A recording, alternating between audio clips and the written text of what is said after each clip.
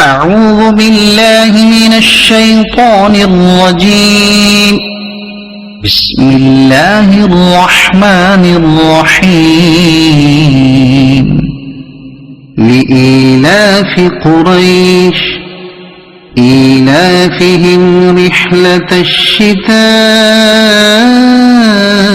والصيف فليعبدوا رب هذا البيت الذي أطعمهم من جوع وآمنهم من خوف.